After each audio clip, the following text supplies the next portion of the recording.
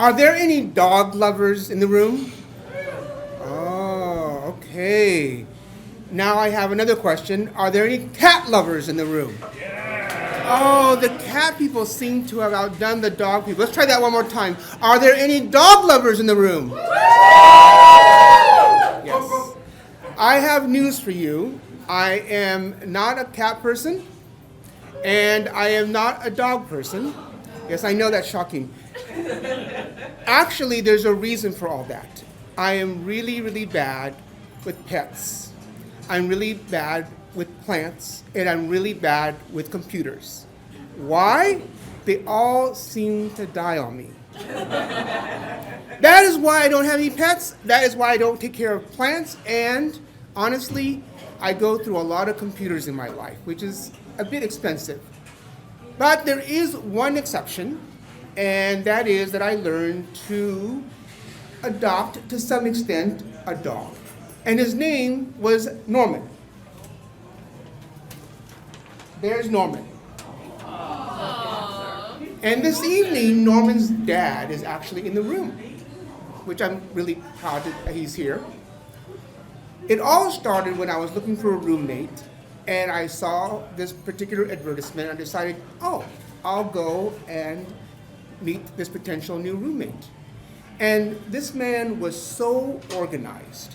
He had a list of questions, he had me come into the room, and the moment I sat down, this dog, this boxer, comes out of nowhere and puts his face right on my lap.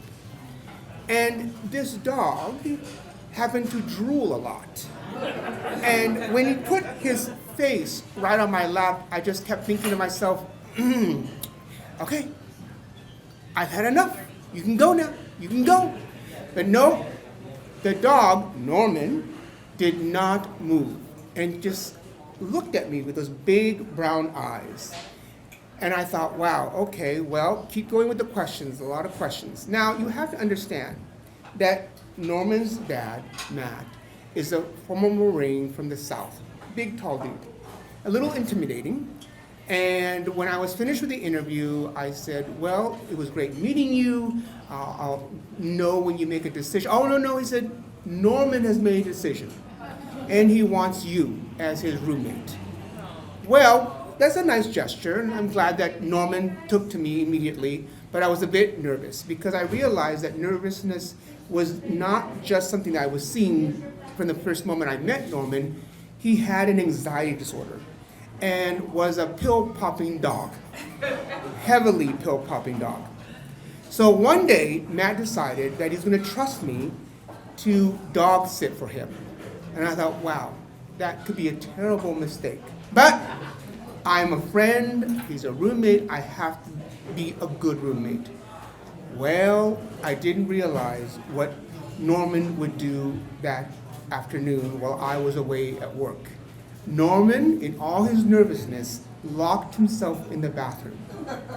And he got so nervous that he tore the whole bathroom apart, including, now, have you seen those door stops that are like coiled wire? Have you ever thought about what happens when a nervous dog takes to that? He had bitten it and worked it so it was like this long piece of wire instead of this coiled piece. And I just walked in there and went, oh no, what did you do? But Norman just looked at me when I opened the bathroom door with a sense of panic because it was time for him to do his business. Well, Norman normally wore a muzzle. Matt never taught me how to put the muzzle on. So I frantically worked the muzzle the best I could, and Norman just kept looking at me like, come on, I gotta go pee. I really gotta go pee. So finally I figured it out. I got the muzzle on Norman, and we ran. I mean, we ran down the hallway like it was unbelievable because Norman had to go. He had to go. The other part about Norman was pee shy. So we couldn't just go to any tree. It had to be a big enough tree that could hide his business. So we went to one tree. Oh no, it wasn't big enough. We went to another tree. No, it wasn't big enough. And I am just running with him. So finally we get to the right tree, and Norman just went, And he did his business. And I had to explain to Matt what happened, that I was not the best of dog sitters. Well, the time came that Matt found someone that he loved, and he decided to ask her hand in marriage, and she said yes. So Norman was going to have someone new in his life, and I had to move out, which was fine. That's what happens in life, right?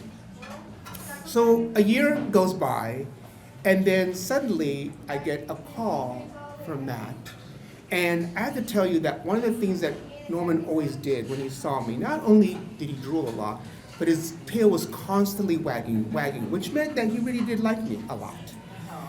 And I always was fearful of getting too close to Norman. I always protected myself, right? But Matt calls me, and he says, "You have to come now. Norman is not doing well." And I went, "What?" He said, "You need to come now." And I did. That's what friends are for, right? And so when I saw Norman, I could not believe him. He just looked at me with those big brown eyes, and his little tail just moved just the slightest bit, because he knew I was there. He knew I was there. And in some ways, it was his way of saying goodbye to me. But Matt knew that I had to say goodbye myself. And so I saw that little tail move up and down, and within a few hours, Norman was gone. And I think back to that moment, and I realized that maybe, just maybe, I just might be a dog person after all.